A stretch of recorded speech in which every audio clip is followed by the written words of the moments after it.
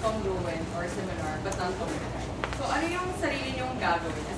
As an individual. As in, kayo lang, as both of you. Kasi parehas talaga yung platform. So, ano yung gagawin?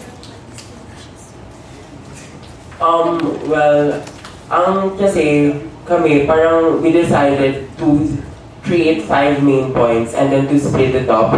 Kasi ang namin, partner kami. So, I think na ang sagot namin na if isa, wala kasi kailangan namin gawin as a partner. Kasi department head kami to. So, hindi lang yung isang tao yung gagawa, kundi dapat dalawa para inform yung both. Tsaka, hindi magkakagulo within the department.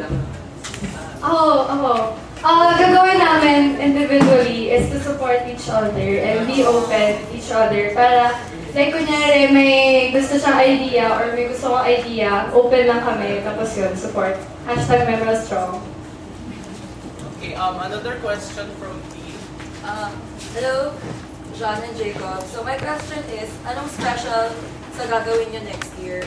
Kasi in a sense, similar yung parang like yung nitty-gritty lang yung different. Pero basically, same yung plans nyo sa plans namin ni Neil and sa plans ng usually ng Devils. So ano yung special sa gagawin nyo? Yun. So, balak nga namin i-implement i-implement talaga yung Project Ube. So, balak namin na mag-form ng bonding sessions with with our department and then to provide structured Ubes for the other departments. And then, IC culture din, kasi kailangan din na within the IC culture, may individual expectation setting.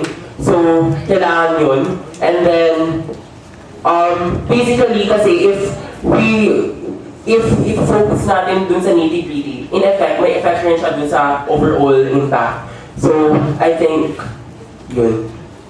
Siguro, and to add to that, kasi parang yung special this year, next year, is yung pag-concentrate namin to form internal ba yung bonds na yun? Parang hindi na siya maka-form through the projects, but through the UBE and ICs. So, pag mas close kami sa members, or tayo sa members, mas nalaman natin yung needs nila and how to answer those needs. Yeah. Okay, so I think we're good.